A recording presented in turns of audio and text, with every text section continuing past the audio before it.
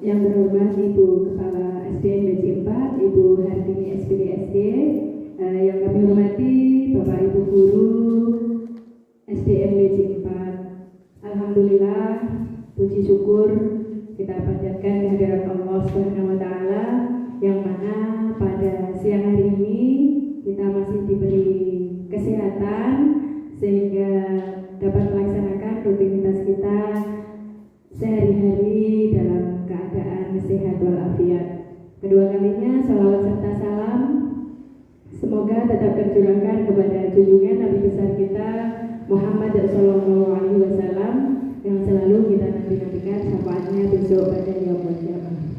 Baiklah Bapak Ibu, di sini kami selaku pembawa acara langsung saja akan kami bacakan susunan acara yang akan berjalan pada siang hari ini.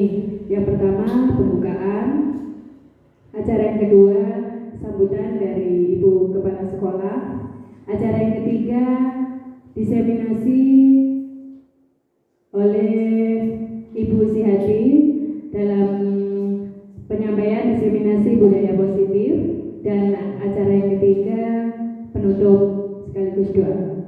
Baiklah Bapak Ibu, untuk menyingkat waktu pada siang hari ini, marilah acara pada pagi hari ini, pada siang hari ini kita buka dengan bacaan basmalah bersama-sama. Bismillahirrahmanirrahim. Terima kasih Bapak Ibu, semoga dengan bacaan basmalah tadi acara diseminasi budaya positif siang hari ini berjalan dengan lancar tanpa halangan suatu apapun. Acara yang kedua sambutan oleh Ibu Kepala Sekolah SDN BC 4 kepada Ibu Hartini SPD SD, kami persilakan.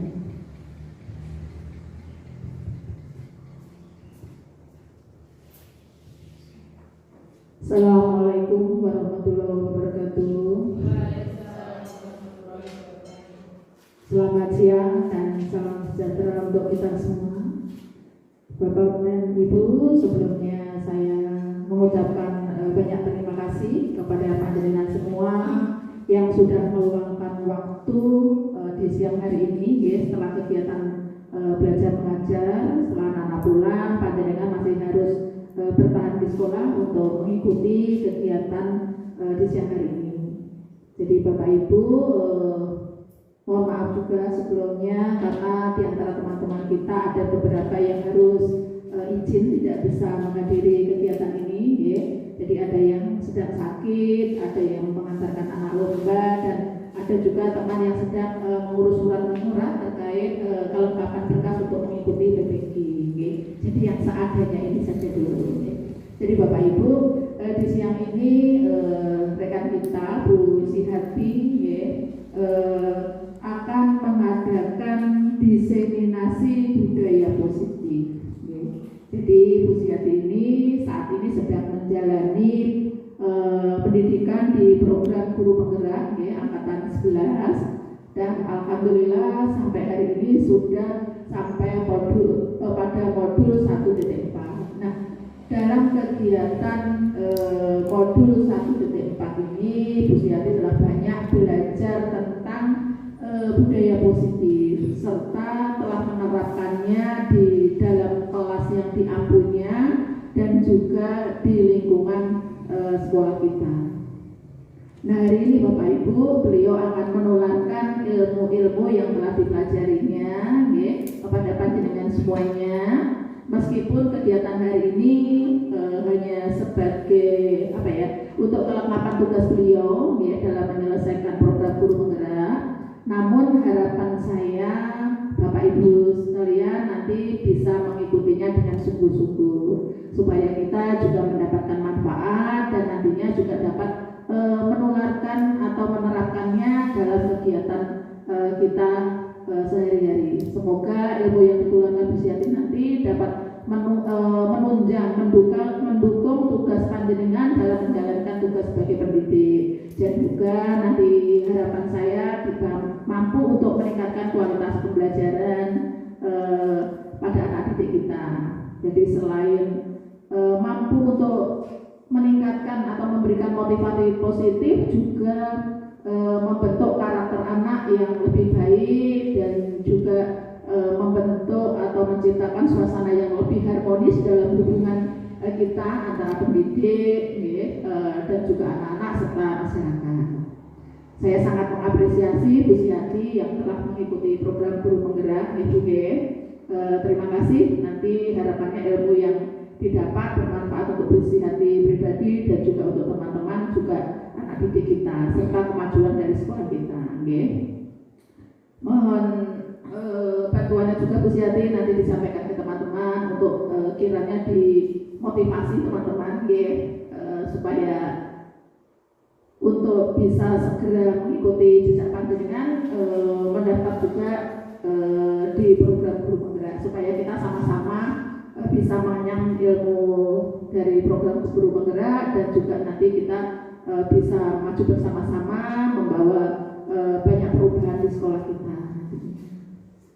Kiranya itu Bu Siati yang bisa saya sampaikan, Bapak Ibu juga sekalian. Setelah ini karena waktu sudah siang, harusnya panjenengan sudah waktunya pulang, kita masih bertahan di sini. Jadi monggo waktunya kita gunakan dengan sebaik mungkin. Kiranya itu saja yang bisa saya sampaikan. Saya akhiri. Wassalamualaikum warahmatullahi wabarakatuh.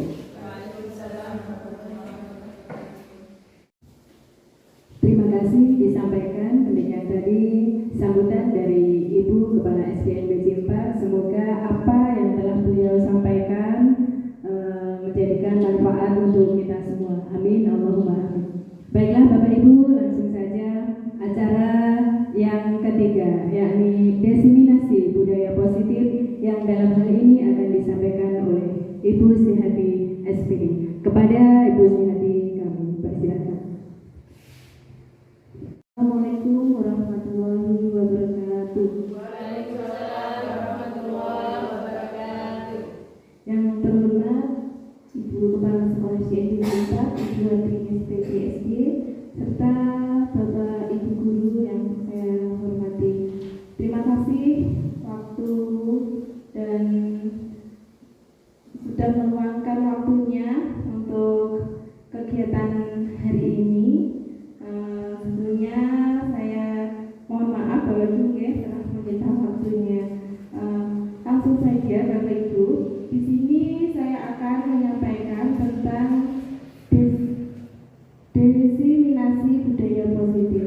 Sebelumnya saya mau mengatakan bahwa saya di sini niatnya untuk belajar bersama, tidak menggurui Bapak Ibu guru semua, tapi kita belajar bersama-sama.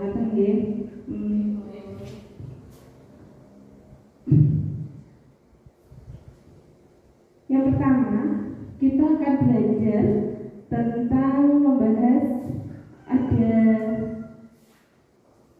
perubahan paradigma belajar, yaitu di antaranya ada disiplin positif, nanti dilanjutkan dengan motivasi perilaku manusia, keyakinan kelas, kebutuhan dasar manusia, 5 posisi kontrol, dan segitiga restitusi. Jadi hari ini kita akan belajar tentang 6 konsep inti budaya positif. Yang pertama, itu ada budaya positif. Budaya positif tentu tidak asing lagi di Bapak Ibu guru. Apa itu budaya positif?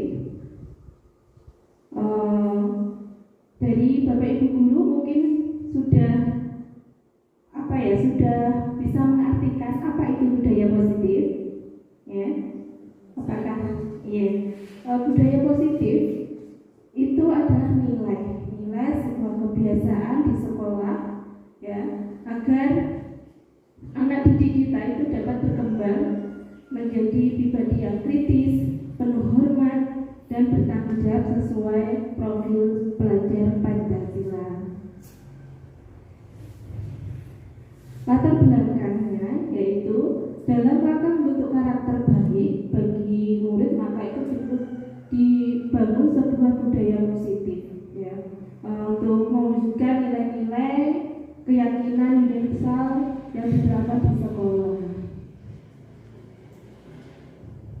Tujuan budaya positif itu salah satunya yang pertama yaitu membentuk karakter profil pelajar Pancasila. Yang kedua, menciptakan murid yang merdeka dengan disiplin. Tiga, menumbuhkan budaya positif melalui keyakinan kelas. Di sini ada perubahan paradigmanya, yaitu bahwa berorientasi pada guru.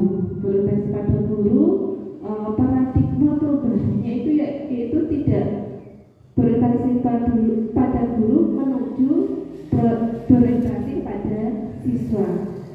Jadi kita awalnya itu ditujukan pada guru, tapi pada dasarnya perubahan di sekarang itu ditujukan kepada siswa. Yang kedua, siswa sebagai objek belajar. Untuk perubahannya, siswa itu tidak sebagai objek, tetapi sebagai subjek belajar kita. Proses belajar terjadi pada tempat dan waktu tertentu. Untuk perubahannya tidak terjadi pada waktu dan tempat tertentu, yaitu kita menuju ke pembelajaran yang terjadi di mana saja.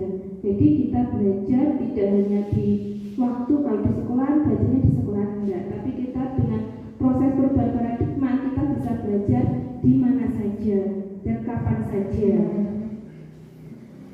Tujuan utama menitikberatkan pada penguasaan materi pelajaran, yaitu untuk perubahan paradigmanya. Tujuan utama pada bentukan itu ditujukan pada tingkah laku yang lebih luas. Bapak Ibu guru, pembelajaran dengan paradigma baru, ya, dengan paradigma baru itu merupakan pembelajaran yang dirancang berdasarkan prinsip pembelajaran yang berpusat pada siswa untuk memenuhi kebutuhannya siswa yang sesuai dengan profil Ki Hajar Dewantara, yaitu mewujudkan profil pelajar Pancasila. Di dalam profil pelajar Pancasila itu ada enam dimensi Bapak Ibu guru ya. Mungkin dari Bapak Ibu guru sudah tahu 6 profil pelajar Pancasila itu apa saja. Salah satunya ya, iya. Yang pertama itu beriman, bertakwa kepada Tuhan Yang Maha Esa dan berakhlak mulia. Kedua, mandiri, bernalar kritis, kreatif, bergotong royong dan berbhinekaan global. Jadi di paradigma baru ini di profil pelajar Pancasila bahwa siswa kita, anak didik kita itu dituntut agar memiliki 6 profil pelajar Pancasila. Ya tadi di antaranya ada beriman, berakhlak mulia, mandiri, bernalar kritis, kreatif, bergotong royong dan berkebinekaan global. Mendengar istilah disiplin positif, apa yang Anda pikirkan jika mendengar kata disiplin? Disiplin itu apa? Ada mungkin dari Bapak Ibu guru bisa menjelaskan apa itu disiplin? Ya. Kata disiplin itu dari Jim Dosen itu dari kata disiplina ya, artinya belajar. Ya, terus ada kata disiplin itu juga disiplin artinya yaitu murid, bahwa seorang murid itu harus paham betul alasan mengapa mereka itu mengikuti suatu aliran atau ajaran tertentu, sehingga motivasi yang terbangun adalah motivasi intrinsik bukan ekstrinsik. Jadi intinya disiplin ini kita timbul dari hati kita, dari diri kita sendiri, bukan dari ekspresinya, yaitu dari luar. Makna disiplin itu banyak dihubungkan dengan kata tertib. Benar Bapak Ibu guru? Ya, banyak dihubungkan dengan kata tertib, teratur, bahkan atau disiplin itu pasti hubungannya dengan peraturan. Selain dihubungkan dengan kata peraturan, disiplin juga biasanya sering dihubungkan dengan hukuman. Padahal sesungguhnya belajar tentang disiplin positif itu tidak harus dengan memberi hukuman, Bapak Ibu. Jadi kata disiplin itu orang lain itu mendapatkan kepatuhan, ya, cenderung menghubungkan kata disiplin dengan ketidaknyamanan. Bahwa dijelaskan dari beberapa ahli tadi bahwa kata disiplin ini kita belajar dari Ki Hajar Dewantara bahwa arti disiplin menurut Ki Hajar Dewantara itu adalah disiplin diri, ya, disiplin diri, ya, memiliki motivasi internal yang artinya disiplin itu dimulai dari diri kita sendiri, timbul dari hati nurani kita sendiri, bukan dari motivasi eksternal, ya.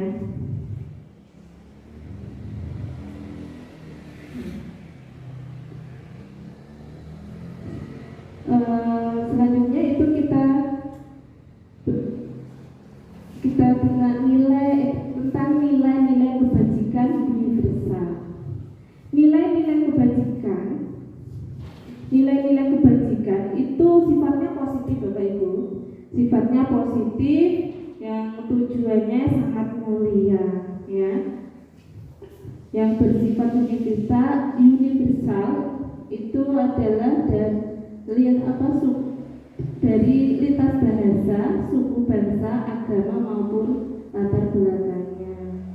Ini ada beberapa pengertian kebijakan menurut beberapa teori. Kita belajar itu tidak lepas dari teori, Bapak Ibu. Di sini ada 3. Yang pertama itu teori dari William Glasser. Terus bahwa dalam teori ini yaitu bahwa nilai kebajikannya yaitu mengaitkan nilai yang diyakini seseorang, maka motivasi intrinsnya itu terbangun sehingga menggerakkan motivasi dalam diri itu untuk mencapai tujuan yang mulia. Nilai-nilai kebajikan yang ingin dicapai setiap anak itu dikenal dengan profil pelajar Pancasila. Itu tadi ada 6 dimensi, Bapak Ibu. Di sini ada motivasi perilaku manusia, ya. Motivasi dari eksternal dan internal. Contoh, untuk menghindari ketidaknyamanan hukuman itu biasanya timbul dari motivasi eksternal. Untuk mendapatkan imbalan itu juga termasuk dari motivasi eksternal.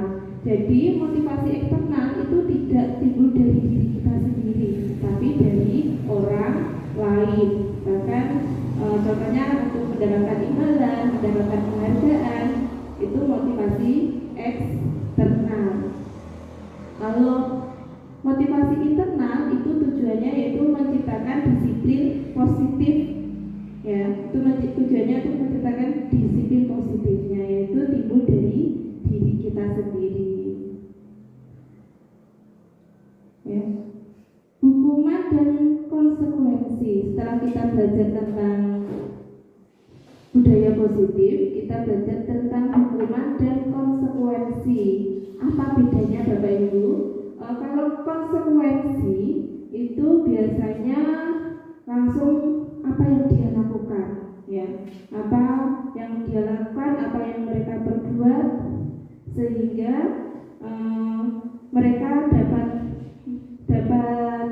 mengerti kalau saya melakukan seperti ini konsekuensinya apa, ya. Kalau hukuman itu biasanya dijatuhkan kepada seseorang yang melalui prosedur keadilan. Sekarang mari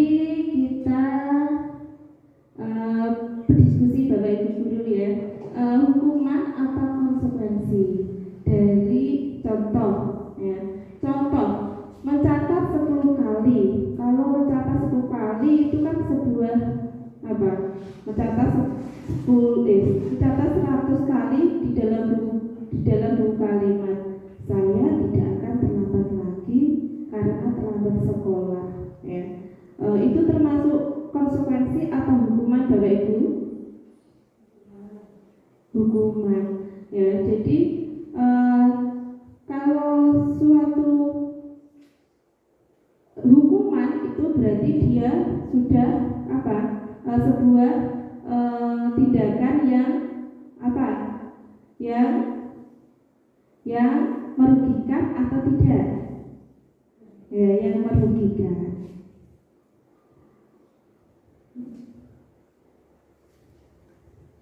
Kalau lari mengelilingi lapangan basket 2 kali karena terlambat hadir di sekolah, itu termasuk hukuman atau konsekuensi Bapak Ibu? Iya.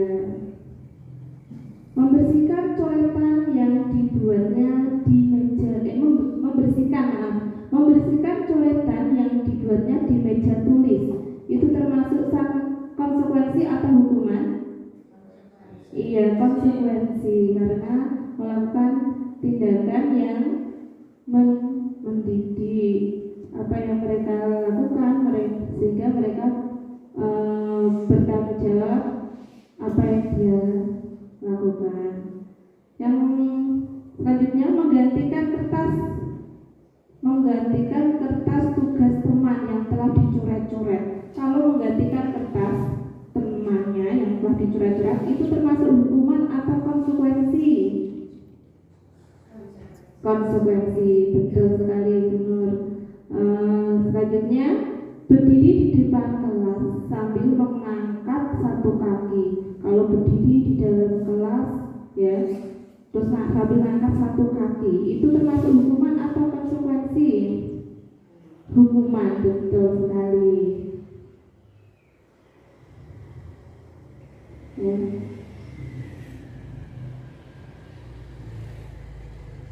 Setelah kita belajar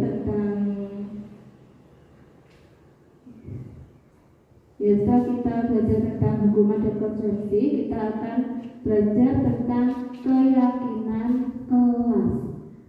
Mungkin dari Bapak Ibu guru selama ini sudah melaksanakan atau sudah membuat keyakinan kelas di kelasnya masing-masing. Sudah apa belum Bapak Ibu? Ya, tentunya sudah. Keyakinan kelas ini juga sudah tidak asing lagi. Sudah setiap tahun ajaran baru selalu sudah dilakukan dengan anak-anak murid, anak-anak didiknya.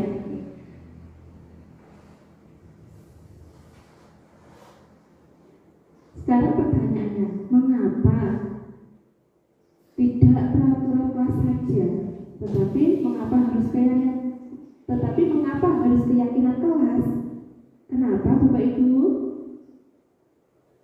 Ya, karena untuk mendukung motivasi intrinsiknya. Jadi kembali lagi di disiplin positif tadi, bahwa disiplin positif tadi itu nilai-nilai kebajikannya yaitu memotivasi intrinsik kita, yaitu dari diri kita sendiri, sehingga nilai-nilai keyakinan itu lebih menggerakkan seseorang dibandingkan mengikuti serangkaian peraturan.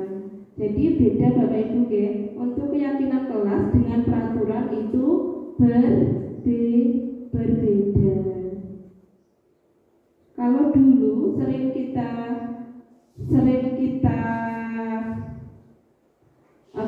kita buat untuk di kelas itu bentuknya peraturan kelas, tapi kalau di era sekarang itu sudah berubah dengan keyakinan kelas.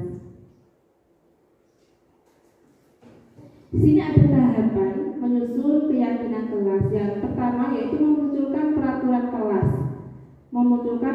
kelas, yaitu dengan kita menggali ke anak-anak didik kita, ya, dia berpendapat sesuai keinginannya.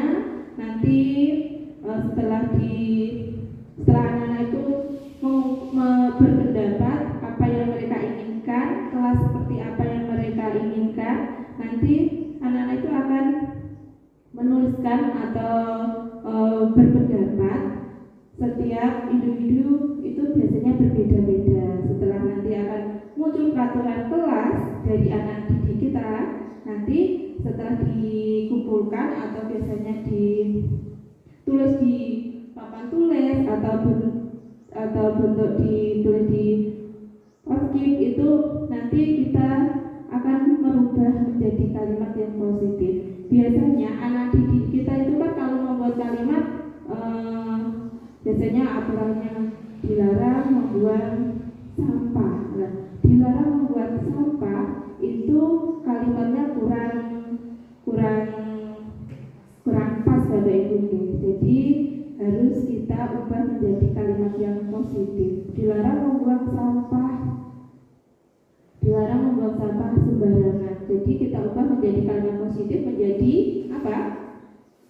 Buanglah sampah pada tempatnya. Setelah mengubah menjadi kalimat positif, yaitu tahapan selanjutnya itu mengubah peraturan kelas menjadi kesepakatan kelas.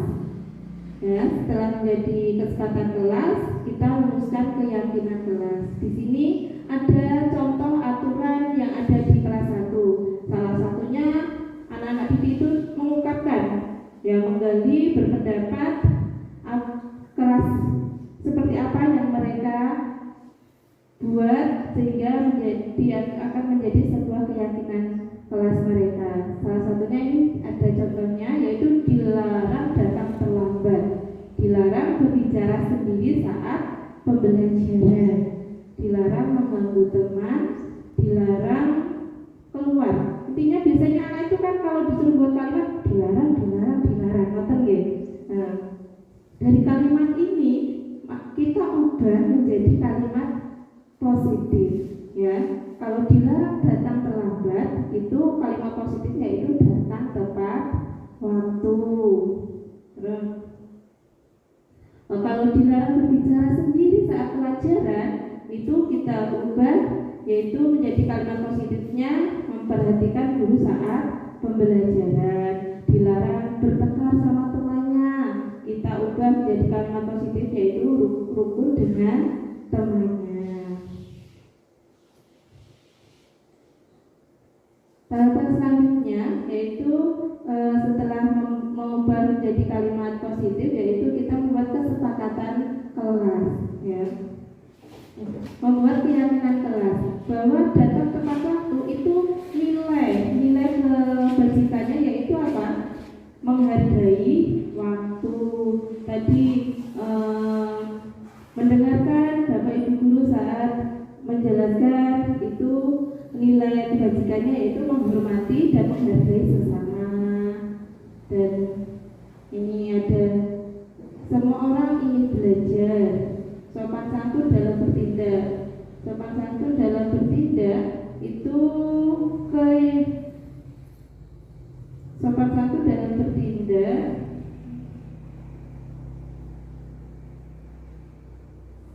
itu contohnya meminta izin saat meminjam buku atau meminjam barang milik orang lain. Itu nilai kebajikannya yaitu sopan santun dalam bertindak.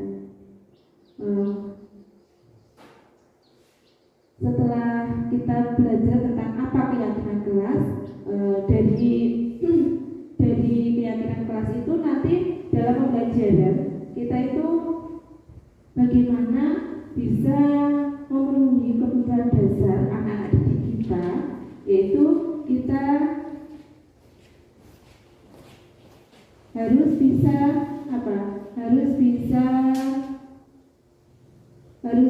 menggali bahwa sebenarnya anak didik sekolah, anak didik kita itu kebutuhan dasarnya apa saja, ya. Nah, di sini dijelaskan bahwa 5 kebutuhan dasar pada anak didik, yaitu pada teori oleh William Glasser. Itu yang pertama ada penguasaan, kesenangan, kebebasan, kasih sayang, dan rasa diterima. dan bertahan hidup. Ya. Kebutuhan dasar manusia kebutuhan dasar manusia yaitu tentang penguasaan. Penguasaan itu artinya dia itu ingin dianggap, Bapak Ibu. Penguasaan, kalau kita dengan anak didik kita itu kan biasanya mempunyai beberapa karakter. Setiap anak itu mempunyai karakter yang berbeda-beda. Kadang anak-anak itu ada yang kebutuhannya itu penguasaan, ada yang kesenangan, kasih sayang. Ya, untuk mengetahui kebutuhan anak didik kita, yaitu kalau untuk penguasaan itu biasanya itu anak didik ini tuh ingin dianggap, ya, ingin dianggap bahwa terus dia kalau anak berprestasi itu prestasinya juga ingin diakui, ya, dan terus ingin didengar, ingin pendapatnya juga ingin dihargai. Itu biasanya dalam kebutuhan penguasaan. Kalau kesenangan itu biasanya anak didik kita itu kebutuhannya itu mencari kesenangan, biasanya anak itu inginnya kalau kesenangan itu dia ingin ingin contohnya bermain, ya, terus belajar sambil bermain. Dia intinya tidak bosan, ya, tidak ingin bosan. Kalau kasih sayang dan rasa diterima itu biasanya kebutuhannya itu ingin dicintai, ingin disayang, ingin diperhatikan, ya. Jadi anak didik kita itu juga ingin diperhatikan, Bapak Ibu. Biasanya kalau ada anak didik yang apalagi kalau kelas 1 itu kelas rendah, ya, dia itu kadang ngalem sama Bapak Ibu guru, ngalem, ingin nempel. Jadi anak didik itu juga ingin diperhatikan, ingin mendapat perhatian kepada Bapak Ibu gurunya. Kebutuhan kelima itu tentang kebebasan. Anak-anak dengan kebutuhan kebebasan yang tinggi, mereka itu ingin kalau disuruh diem nggak bisa, ya, disuruh tenang nggak bisa. Mereka ingin anaknya aktif, ya, anaknya aktif, disuruh belajar yang tenang. Mungkin dia ingin yang sesuai keinginannya. Kalau dia jadi di kelas bosan, pinginnya di luar kelas. Nah, jadi kita menyelesaikan sesuai kebutuhan anak didik kita. Sekarang mari kita berdiskusi, Bapak Ibu. Kebutuhan dasar apa yang ingin dipenuhi? Ini ada salah satu contoh, ya. Ada salah satu contoh. Ini Dinda, seorang anak kelas 3 SD. Begitu tiba di rumah sepulang sekolah, dia menangis, mengadu kepada ibunya bahwa dia itu benci kepada Burani. Burani itu gurunya. Menurut kebutuhan yang harus dipenuhi oleh Dinda itu seperti apa?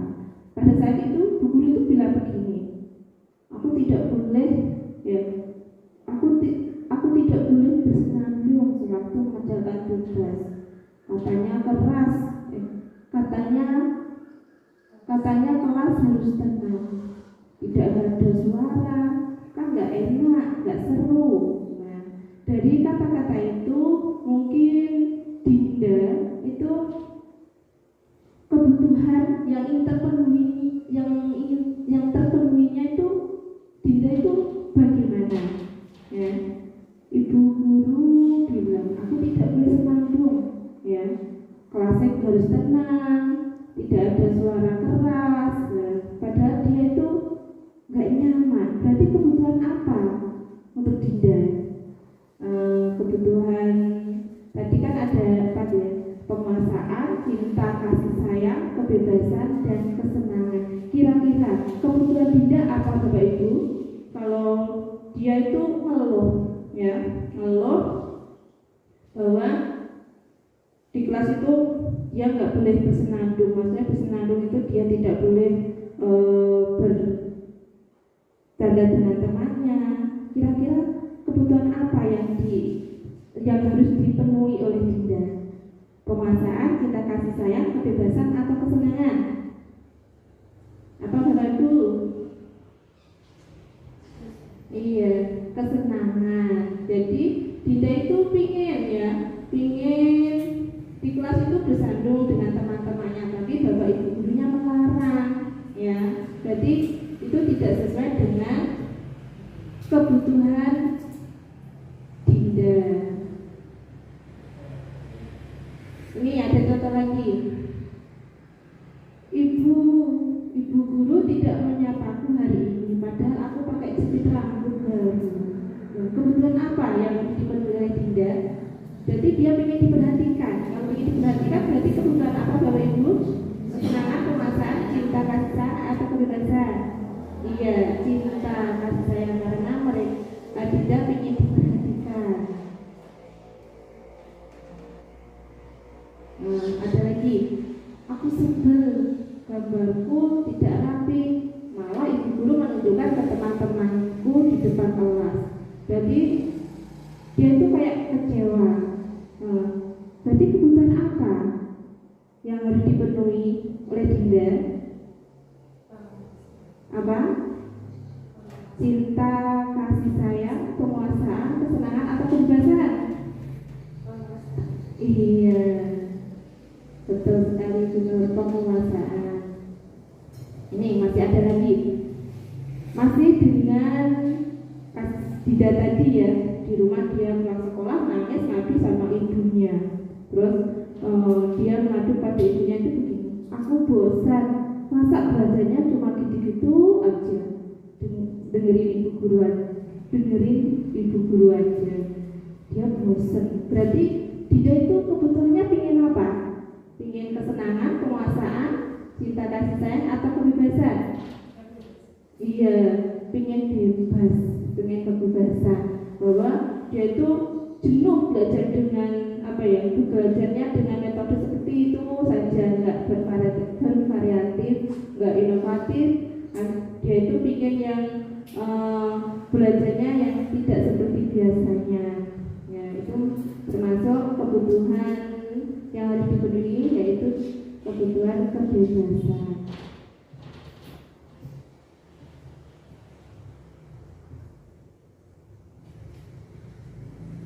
Setelah kita mempelajari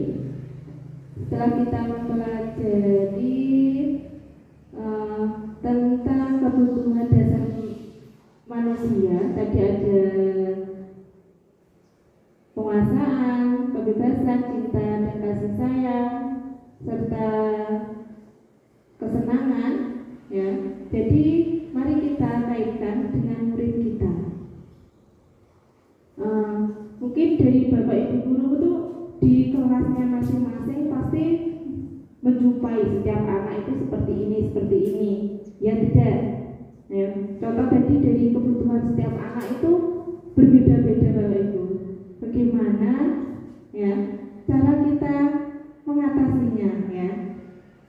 Di dalam 5 kebutuhan dasar manusia bagi siswa itu jika tidak terpenuhi, itu akan menimbulkan dampak permasalahan dalam kegiatan pembelajaran maupun psikologis siswa.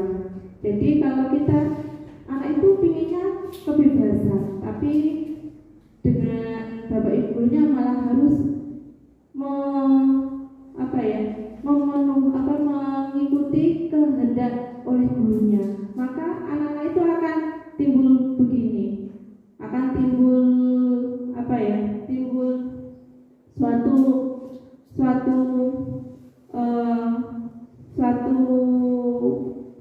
bahwa dia itu kok harus nurut, padahal aku juga ingin dituruti ya.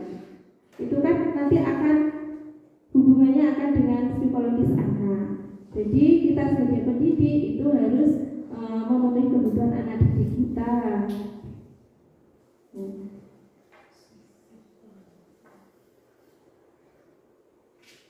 Setelah kita belajar memenuhi kebutuhan 5 dasar, yaitu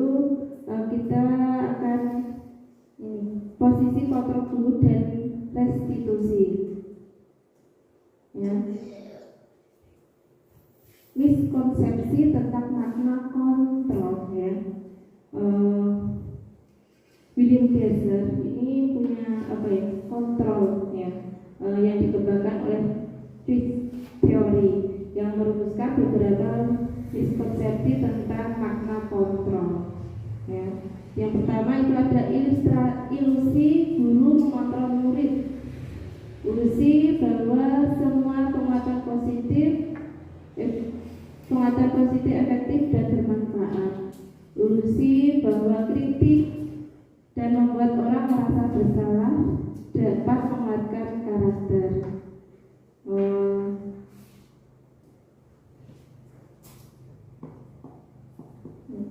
Ini Bapak Ibu, posisi kontrol.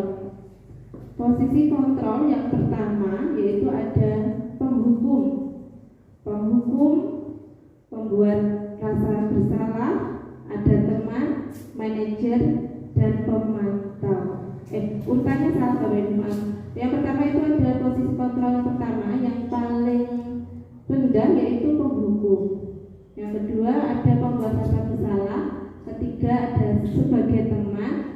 Keempat sebagai pemantau, dan level tertinggi yaitu ada manajer.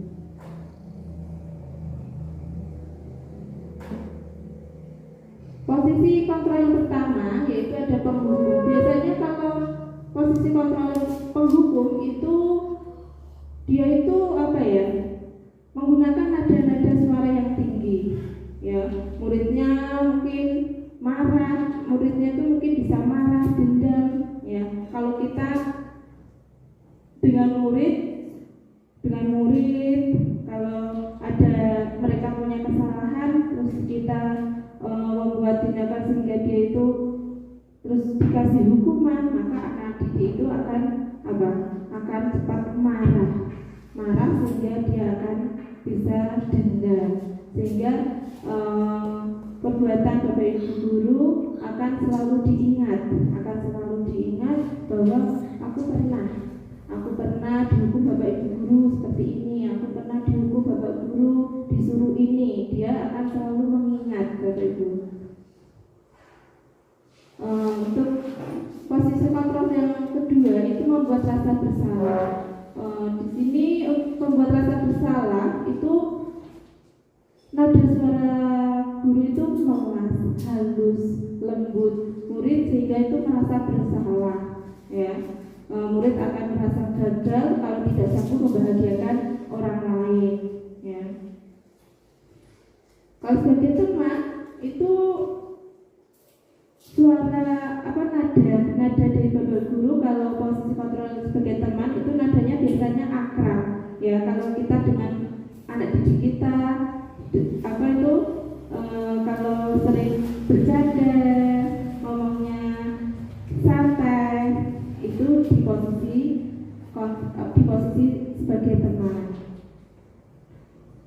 Yang keempat yaitu posisi kontrol sebagai pemantau. Biasanya dengan pemantau itu nada suaranya datar, ya, bahasa tubuhnya formal, berbicara sesuai dengan catatan dan fakta, memberi konsekuensi menyesuaikan bila diawasi. Yang tertinggi yaitu posisi kontrolnya yaitu manajer. Kalau posisi manajer itu biasanya dengan nada suara halus, bahasa tubuhnya tidak kaku, mendekat ke murid. Ya, guru itu sebagai siswa untuk bertanggung jawab mencari solusi atas masalah yang ada, sehingga akan menguatkan watak dan karakter siswa. Ini untuk sebagai posisi kontrol sebagai penghukum, biasanya itu mereka harus mematuhi aturannya dengan kata-kata kamu selalu saja salah, dengan kata-kata seperti itu, ya, selalu pasti selalu berbuat seperti ini. Nah, dengan kata-kata seperti itu menunjukkan bahwa di posisi penghukum.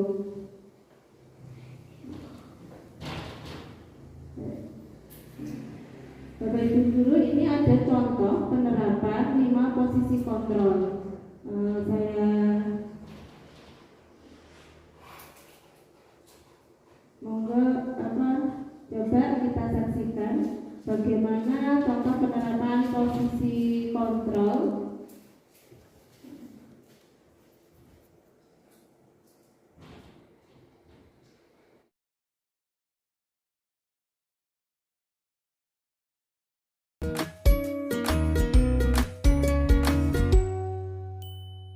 Salam bahagia Ibu dan Bapak guru hebat. Dalam penerapan disiplin positif restitusi, salah satu program yang dikembangkan adalah 5 posisi kontrol. 5 posisi kontrol dalam restitusi adalah proses perjalanan seorang pendidik agar dapat mengenali dirinya.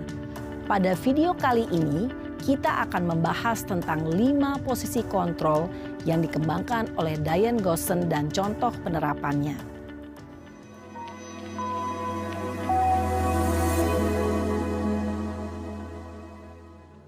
5 posisi kontrol itu adalah 1. Posisi penghukum. 2. Posisi pembuat merasa bersalah. 3. Posisi teman. 4. Posisi pemantau atau monitor. Dan 5. Posisi manajer. Untuk lebih memahami kelima posisi tersebut, mari kita saksikan kasus Naren yang terlambat hadir 20 menit di sekolah dan melihat bagaimana kelima posisi kontrol dalam menghadapi masalah tersebut.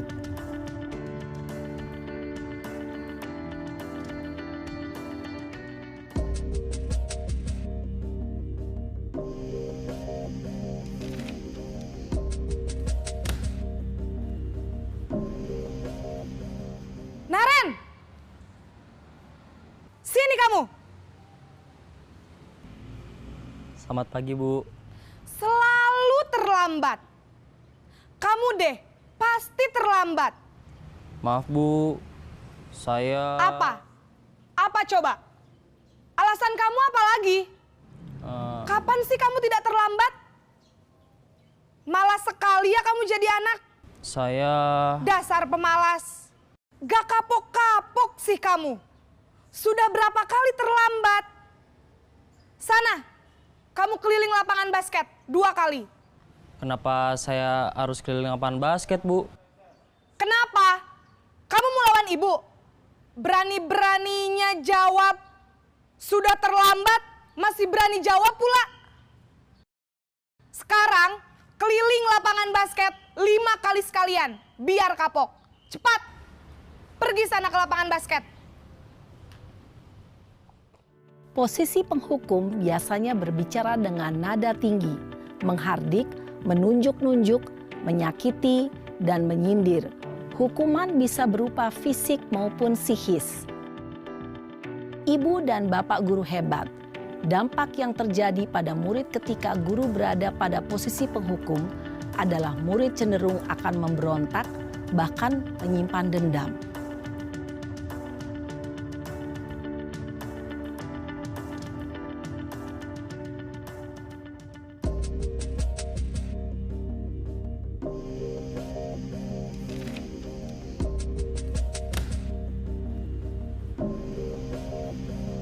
Naren!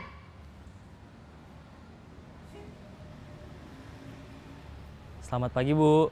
Naren. Kamu kenapa terlambat lagi, Nak? Ya Tuhan, Naren. Kamu senang ya bikin ibu susah ya?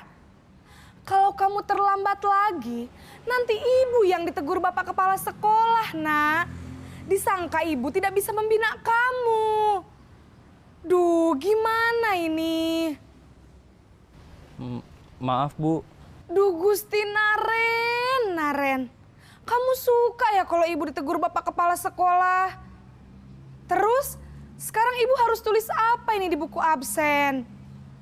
Ini kamu sudah sering terlambat loh. Ibu harus apa coba? Maaf, Bu.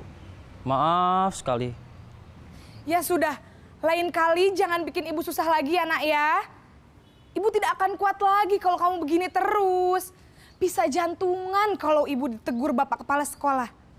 Sana cepat ke kelas. Maaf ya, Bu. Maaf sekali. Posisi pembuat rasa bersalah berbicara dengan nada tenang, cenderung lembut. Namun kata-kata yang diutarakan membuat murid merasa menjadi orang yang gagal. Memandang buruk dirinya sendiri, merasa tidak berharga, dan tidak sanggup membahagiakan orang lain. Ketika guru mengambil posisi pembuat rasa bersalah, murid akan menganggap dirinya yang bersalah dan ia akan menyimpan emosi negatif tersebut di dalam dirinya.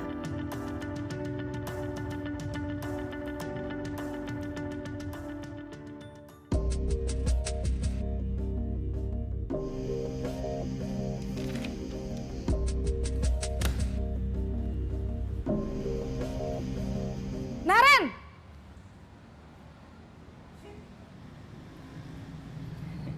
Selamat pagi, Bu. Wah, sudah jam berapa ini, Nak? Terlambat lagi ya, sayang. Iya, Bu. Habis ibu saya lupa bangunkan saya, Bu. Kamu malah menyalahkan ibu kamu. Kamu bukannya anak yang larinya paling kenceng. Kok terlambat sih? Iya, Bu. Saya memang terlambat bangun tadi.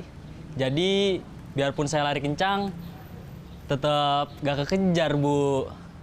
Ya sudah sana, nanti lain kali larinya lebih kenceng lagi ya. Biar gak terlambat lagi. Bikin seneng ibu, demi ibu. Bisa kan? Bisa lah, Bu. Ya sudah sana masuk kelas. Ibu beresin urusan absen kamu. Kamu ini ada-ada saja. Dalam posisi teman, guru berbicara dengan nada suara ramah, akrab, cenderung bersenda gurau untuk menjaga suasana tetap santai. Murid akan merasa senang, aman, dan akrab dengan guru. Identitas yang tercipta adalah identitas sukses atau berhasil. Namun, perlu diingat, karena ini masih dorongan eksternal, maka ada faktor ketergantungan dari murid kepada orang tertentu. Di sini, guru absennya, sehingga di lain waktu, murid bisa berperilaku baik, namun hanya kepada orang-orang tertentu saja.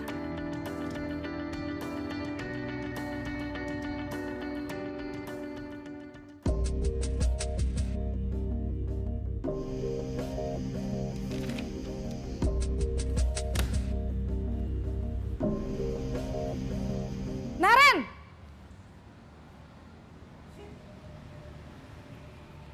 Selamat pagi, Bu. Naren, apa peraturan sekolah kita tentang jam berapa kita harus masuk sekolah, Nak? Kita harus di sekolah jam 7, Bu. Iya, betul. Sekarang sudah jam 7.20. Naren sudah tahu konsekuensinya jika terlambat hadir. Paham, Bu. Saya harus tinggal kelas pas jam istirahat selama 20 menit. Iya, benar. Konsekuensinya demikian. Jadi nanti jam 9.30 pas istirahat, kamu harus tinggal di kelas, kerjakan tugas tambahan untuk ketertinggalan kamu, ya? Baik, Bu. Posisi pemantau mengandalkan penghitungan atau data untuk mengontrol murid. Guru mengarahkan murid berdasarkan peraturan dan konsekuensi. Seorang pemantau menunjukkan bahasa tubuh dan ekspresi wajah yang datar dan cenderung formal.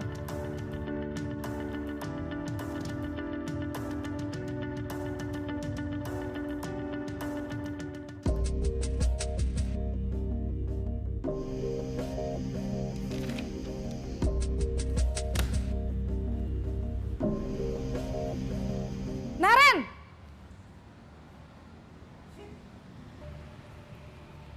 Selamat pagi, Bu. Selamat pagi, Naren. Maaf, Bu. Saya terlambat. Iya, sekolah masuknya jam 7, sekarang sudah jam 7.20. Jadi sekarang bagaimana ini, Naren? Maaf, Bu. Saya lupa setel alarm saya semalam. Baiklah, menurut kamu, keyakinan sekolah yang mana yang perlu kamu tingkatkan?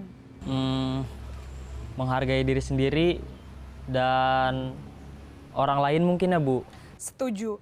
Jadi, apakah Naren meyakini prinsip saling menghormati tersebut? Iya, Bu. Saya meyakininya. Apakah Naren bersedia memperbaiki masalah keterlambatan ini? Bersedia, Bu.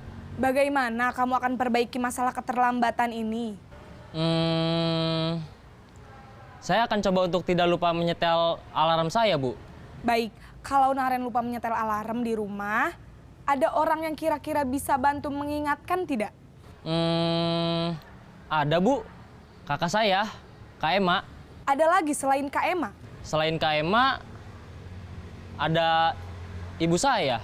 Baik, jadi yang mengingatkan Naren adalah Kak Ema dan ibu kamu ya? Kira-kira akan mulai setel alarm kapan nih Naren? Setelah pulang sekolah, akan segera saya lakukan. Baik, jadi Naren akan setel alarm untuk bangun besok pagi dan akan diingatkan oleh kakak dan ibunda Naren ya. Ada lagi yang mungkin perlu dilakukan Naren agar tidak terlambat bangun lagi? Tidak ada, Bu. Baik Naren, terima kasih untuk kerjasama kamu. Sekarang kamu perlu kembali ke kelas untuk belajar. Baik, Bu. Terima kasih. Posisi manajer adalah posisi kontrol yang disarankan untuk membimbing murid memiliki sikap disiplin yang positif, yaitu murid yang mandiri, bertanggung jawab, dan dapat memecahkan masalah. Tujuan dari posisi ini adalah agar murid dapat berefleksi atas tindakannya. Guru akan dengan tulus memberikan pertanyaan-pertanyaan bermakna, sehingga membuat murid dapat belajar dari kesalahannya dan mencari sebuah solusi untuk menyelesaikannya. Ibu dan Bapak guru hebat, setelah mengamati adegan kelima posisi kontrol tadi, kira-kira posisi mana yang paling ideal? Posisi mana yang dapat menunjang motivasi intrinsik murid? Ya, tentu posisi manajer. Posisi ini memang posisi ideal yang ingin dituju setiap pendidik. Pada posisi inilah, guru dapat menerapkan disiplin positif yang berpihak pada murid, yang memerdekakan murid. Perjalanan seorang pendidik tentunya tidak mudah untuk sampai pada posisi seorang manajer. Namun, tujuan kita pasti, yaitu menciptakan murid-murid yang mandiri, merdeka, dan bertanggung jawab. Semoga penggambaran 5 posisi kontrol yang telah diperlihatkan ini dapat menjadi ajang refleksi bagi kita semua, agar dapat terus mengasah dan menerapkan disiplin positif yang memerdekakan murid. Mari terus berlatih dan bersemangat. Selamat menerapkan. Salam dan bahagia, Ibu dan Bapak guru hebat.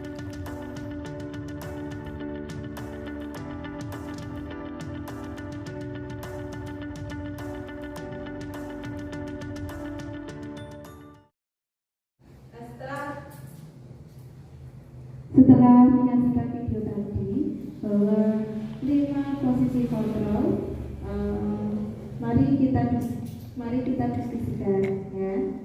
Di sini ada kata-kata saya kecewa sekali dengan kamu. Kira-kira posisi apa? Sebagai teman atau pembuat merasa bersalah, pemantau atau penghukum? Saya kecewa sekali dengan kamu.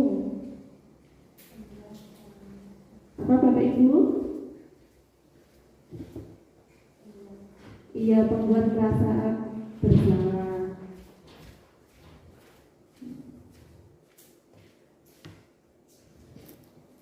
Setelah kita mempelajari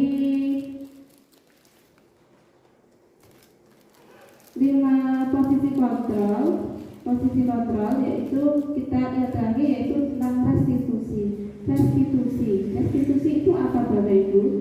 Restitusi itu sebuah memperbaiki kesalahan pada anak didik sehingga terbentuk karakter yang lebih kuat lagi. Ciri-ciri restitusi itu yang pertama ada restitusi itu bukan untuk menebus kesalahan, namun untuk belajar dari kesalahannya. Restitusi memperbaiki hubungan. Restitusi adalah tawaran, bukan paksaan. Restitusi itu menuntut untuk melihat ke dalam diri. Restitusi mencari kebutuhan dasar yang mendasari tindakan. Restitusi diri adalah cara yang paling baik. Ini adalah ciri-ciri dari restitusi.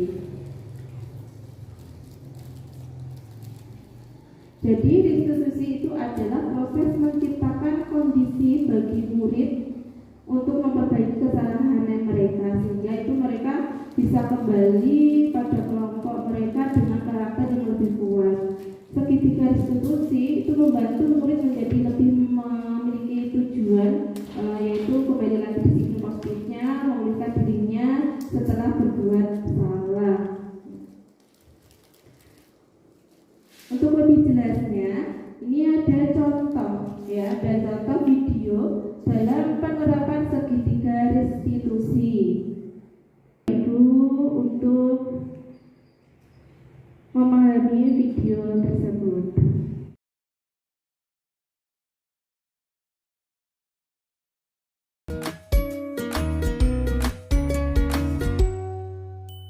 Salam dan bahagia Ibu dan Bapak guru hebat. Pada video kali ini kita akan membahas tentang salah satu program disiplin positif yang diterapkan di lingkungan sekolah yang dikenal dengan nama restitusi.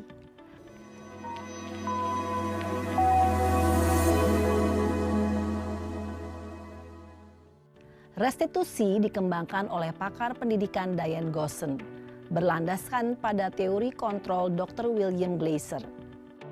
Segitiga restitusi adalah suatu proses dialog yang dijalankan oleh guru atau orang tua agar dapat menghasilkan murid yang mandiri dan bertanggung jawab. Pada saat guru di posisi manajer, aspek yang dikembangkan pada murid adalah motivasi intrinsik, sehingga penanaman nilai-nilai kebajikan dapat tumbuh dan berkembang menjadi suatu kebiasaan positif yang akhirnya membentuk karakter murid. Proses dialog ini terdiri dari 3 langkah yang digambarkan pada ketiga sisi pada segitiga restitusi. Sisi pertama adalah menstabilkan identitas. Sisi yang kedua adalah validasi tindakan yang salah. Dan sisi yang ketiga adalah menanyakan keyakinan. Ibu dan Bapak guru, berikut ini akan ditunjukkan bagaimana seorang guru berada dalam posisi manajer menggunakan penerapan segitiga restitusi.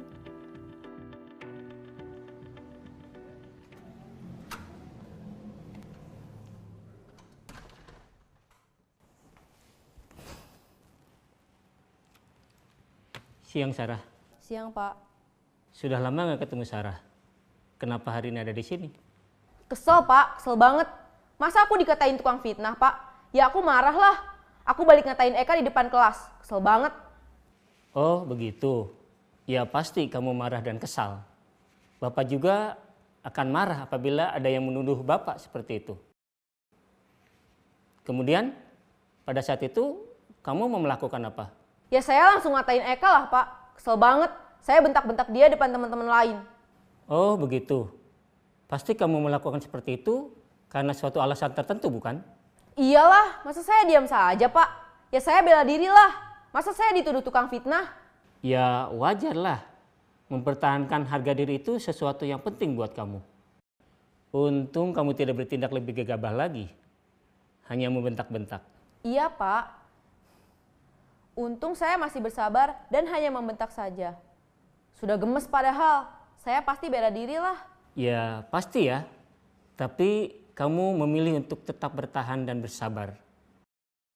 Kamu memilih untuk tidak berbuat lebih parah lagi, bukan? Iya. Nah, sekarang coba kita lihat lagi. Tindakan kamu yang bentak-bentak Eka di kelas. Tindakan kamu itu kira-kira sesuai dengan keyakinan kelas atau prinsip kamu tidak? Enggak lah, Pak. Capek, Pak, jadi pemarah. Jadi keyakinan atau prinsip mana yang kurang sesuai dengan keinginan kamu? Ya, saya sebenarnya sangat menghargai orang lain. Mungkin saat itu saya menjadi emosi, jadi tidak menunjukkan sikap itu. Kamu meyakini tidak? Menghargai orang lain itu penting buat kamu. Yakinlah, Pak. Iya, setuju. Kita harus saling menghargai. Namun, ada juga keyakinan yang kita sepakati yang perlu kita jalankan apabila kita sedang marah, bukan? Ya saya bisa lebih proaktif, mulai dengan diri sendiri. Saya bisa jadi lebih bersabar, mengambil waktu jeda untuk berpikir mau apa selanjutnya. Kira-kira kamu bersedia memperbaiki masalah ini tidak? Bersedia, Pak. Kalau kamu memperbaiki masalah ini, kamu akan menjadi orang seperti apa? Saya akan menjadi orang yang bertanggung jawab kali ya, Pak. Dan senantiasa proaktif. Iya, menurut kamu bagaimana rasanya menjadi orang seperti itu? Ya nyaman lah, bangga bisa bersabar dan menahan diri. Baiklah kalau begitu. Yuk kita pikirkan bagaimana memperbaiki masalah ini.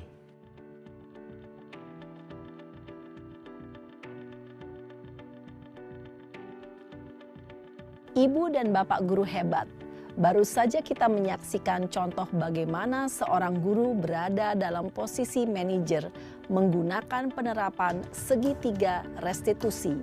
Mari kita bahas satu persatu. Pada sisi pertama, menstabilkan identitas berdasarkan pada prinsip bahwa membuat kesalahan adalah bagian dari proses pembelajaran. Sisi pertama dari segitiga ini berperan menggeser identitas murid dari identitas gagal ke identitas sukses. Murid yang sedang bertingkah laku yang tidak pantas atau menarik diri saat itu sedang mengalami identitas gagal. Bila kita mengkritiknya, maka posisinya tidak akan berubah. Kita bisa mengajukan pernyataan-pernyataan ini. 1. Membuat kesalahan sesuatu yang wajar. 2. Manusia tidak ada yang sempurna. 3. Kita bisa memperbaiki masalah ini. 4. Saya tidak menanyakan kesalahannya. Saya lebih fokus bagaimana memperbaiki masalah ini. 5. Apakah saat ini kamu tengah menjadi orang yang baik untuk dirimu sendiri? Pada sisi kedua, validasi tindakan yang salah berlandaskan pada prinsip bahwa setiap perilaku berupaya memenuhi suatu kebutuhan tertentu. Guru yang telah memahami teori kontrol akan bergeser dari pemikiran stimulus respon menjadi proaktif dan mencoba untuk mengenali tujuan dari perilaku murid. Mengenali dan mengakui kebutuhan murid ini dapat memperbaiki hubungan dengan murid tersebut. Pernyataan atau pertanyaan bisa disampaikan dengan nada suara tidak menghakimi atau memojokkan, sehingga dapat mengembalikan murid pada posisi positif. 1. Kamu bisa saja bertindak lebih gegabah lagi dari ini. 2. Kamu bukan melakukannya tanpa suatu alasan tertentu. 3. Kamu melakukannya karena mempertahankan sesuatu yang penting bagimu. 4. Mungkin kamu bisa mempelajari suatu perilaku baru yang lebih efektif. Bersediakah kamu mempelajarinya? Selanjutnya, kita akan simak sisi terakhir, yaitu menanyakan keyakinan. Teori kontrol menyatakan bahwa pada dasarnya kita termotivasi secara intrinsik. Pada saat perilaku yang salah telah divalidasi dan identitas sukses telah stabil, maka murid telah siap mengaitkan keyakinan-keyakinannya dengan tindakannya yang salah dan pemikirannya telah bergeser ingin menjadi orang yang dituju. Pertanyaan-pertanyaan ini dapat mengaitkan keyakinan-keyakinan yang dianut murid. 1. Sebagai keluarga atau kelas, apa yang kita yakini? 2. Nilai-nilai apa yang telah kita sepakati? 3. Seperti apa gambaran sebuah kelas yang ideal bagi kamu? 4. Kamu ingin menjadi orang seperti apa?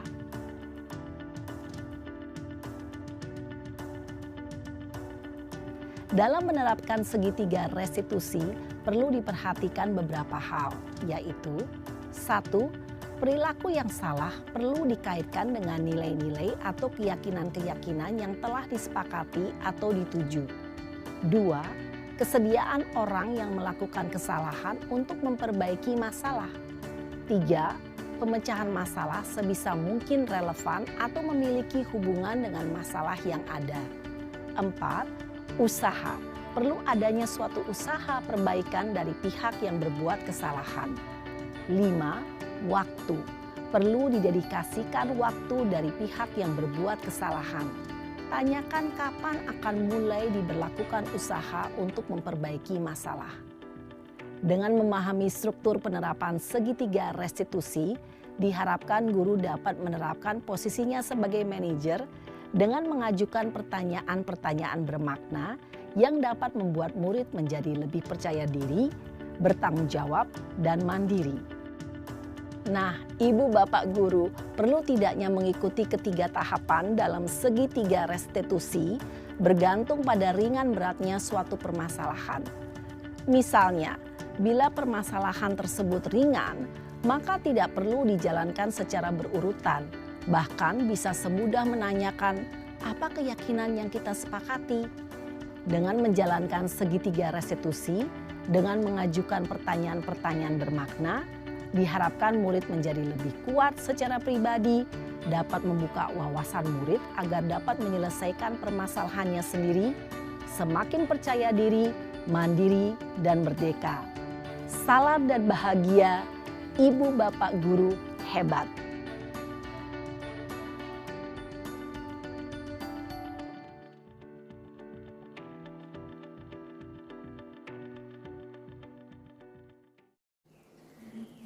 Setelah tadi kita menyaksikan video contoh segitiga restitusi, mari kita simpulkan bahwa yang pertama untuk tahapan segitiga restitusi, yang pertama itu menstabilkan identitas. Cara menstabilkan identitas itu biasanya setiap orang itu dengan menggunakan kata-kata, setiap orang itu pasti mempunyai kesalahan. Ya, manusia tidak lepas dari kesalahan. Ya, dan kamu bukan satu-satunya yang pernah melakukan kesalahan ini. Itu biasanya dilakukan pada saat menstabilkan identitas. Setelah menstabilkan identitas, tahapannya itu validasi tindakan yang salah. Dalam validasi tindakan yang salah, itu biasanya kita itu menanyakan alasannya anak itu kenapa kok melakukan kesalahan itu. Dan biasanya anak itu kan kalau dia melakukan kesalahan itu mempunyai alasannya masing-masing. Jadi kita tanyakan alasannya dia melakukan itu kenapa. Nah, itu di tahapan validasi tindakan yang salah. Yang terakhir yaitu menanyakan tentang keyakinan. Dan tanpa menanyakan keyakinan, kita menanyakan keyakinan kelas yang telah disepakati dalam kelasnya. Itu kita tanyakan keyakinan kelas, apakah mereka melakukan itu sudah sesuai dengan keyakinan kelas kalian.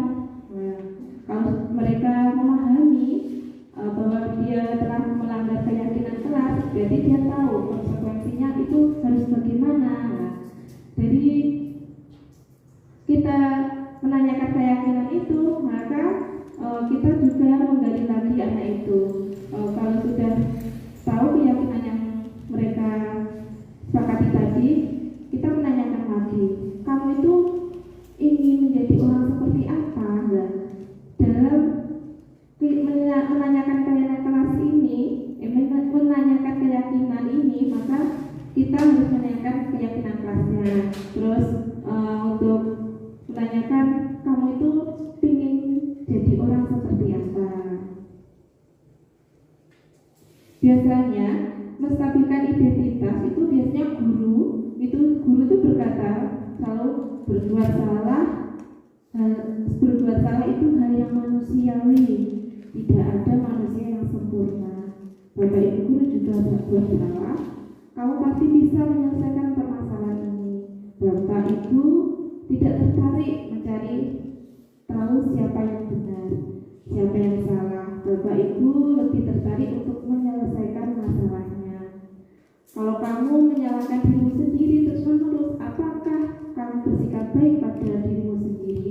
Dan kata-kata ini biasanya digunakan dalam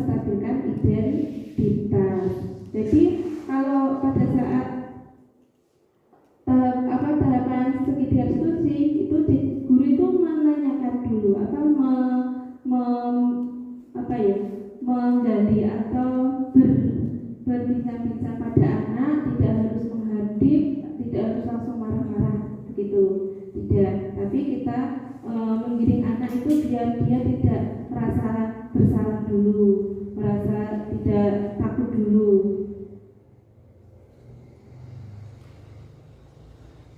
Dalam membantu murid menggali validasi kebutuhan itu biasanya guru itu di dalam validasi kebutuhan itu guru biasanya itu berkata begini, kamu bisa saja kan melakukan apa yang terbaik, yang lebih baik, tapi kamu tidak melakukannya.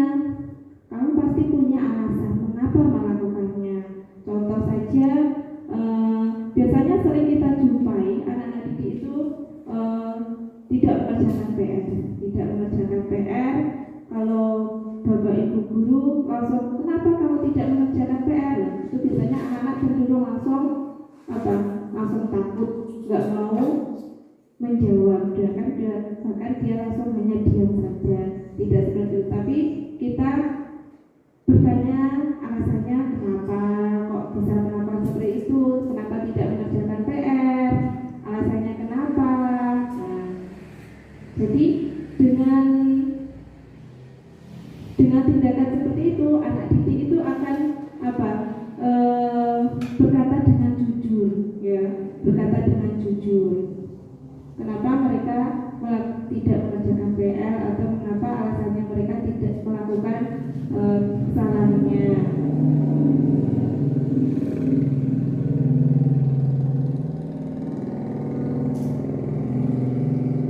Menanyakan keyakinan. Dalam menanyakan keyakinan itu biasanya bapak ibu guru itu dengan berkata begini, apa nilai yang kita percaya di kelas? Nilai-nilai universal apa yang telah kita sepakati? Nah, dari di situ kan kita menanyakan keyakinan yang ada di kelas kita masing-masing. Kalau contoh saja tadi tidak mengerjakan PR Bapak Ibu, berarti kita menanyakan keyakinan kelas kita seperti apa? Tapi nilai yang kita percaya di dalam kelas, nilai-nilai universal apa yang kita sepakati? Berarti kita menanyakan keyakinan kelas kita bahwa di dalam keyakinan kelas kita itu terdapat mengerjakan PR. Berarti kalau tidak mengerjakan PR berarti tidak melanggar keyakinan kelas kita.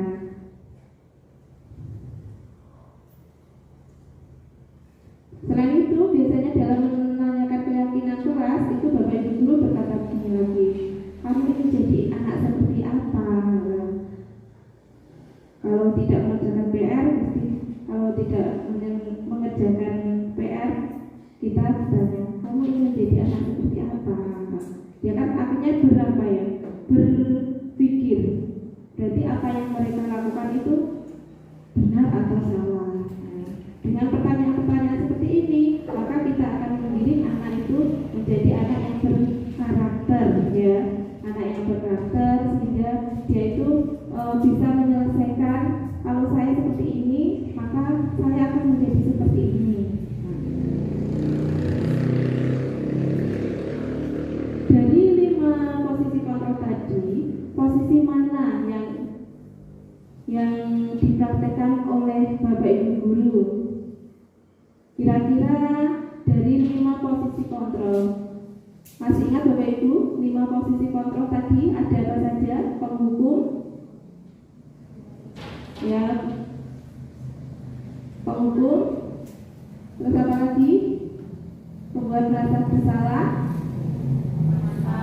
memantau, ya, sebagai teman dan sebagai manajer. Dari 5 posisi kontrol tadi, kira-kira posisi mana yang Bapak Ibu praktekkan selama ini? Yang mana? Penghukum. Kalau penghukum itu alangkah baiknya setelah kita belajar dengan budaya positif, kita kita jangan di posisi tersebut Bapak Ibu, misalkan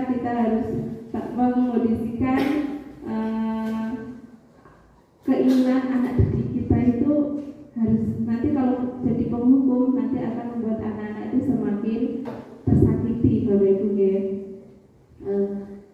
Pertanyaan kedua, kebutuhan apa yang seharusnya, kebutuhan apa yang berusaha dipenuhi oleh Mario dan Adi? Ini ada di percakapan.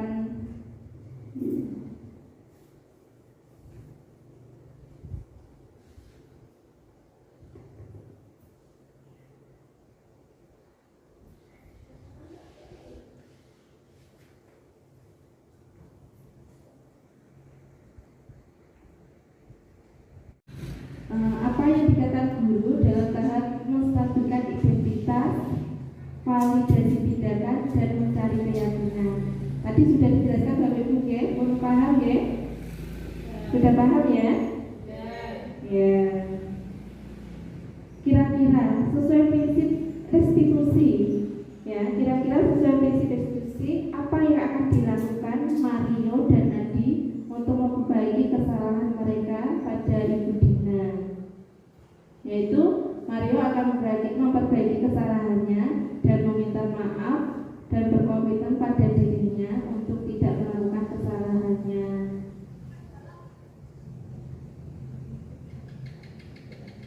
Jadi dari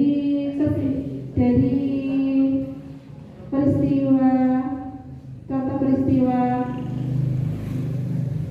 Mario tadi, yaitu bahwa disimpulkan ya bahwa penerapan program disiplin positif itu kita sebagai guru hendaknya memiliki standar kepribadian yang profesional dan sosial yang baik, di mana kita sebagai guru itu mampu berrefleksi pada posisi kontrol sebagai among, yaitu pada posisi manajer.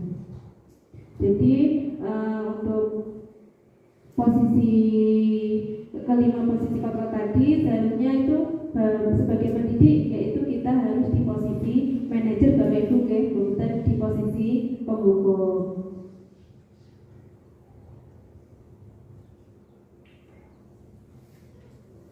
Dengan posisi manajer itu menentukan agar murid menjadi insan yang mandiri, merdeka, dan bertanggung jawab. Ya, sekian dan terima kasih. Untuk pemaparan hari ini telah selesai. Semoga apa yang kita pelajari hari ini tentang budaya positif sangat bermanfaat untuk sekolah kita dan anak-anak dididik kita. Mungkin dari itu yang saya sampaikan, kiranya ada kata-kata yang kurang berkenan, saya mohon maaf yang sebesar-besarnya. Sebelum saya tutup, mungkin dari Bapak Ibu guru ada yang ditanyakan? Ada yang bertanya? Sudah ya. Terima kasih, saya sampaikan. Wassalamualaikum warahmatullahi wabarakatuh. Waalaikumsalam warahmatullahi wabarakatuh. Ya Bapak Ibu, demikian tadi penyampaian diseminasi budaya positif yang disampaikan oleh Ibu Sihati SPD. Semoga apa yang telah beliau paparkan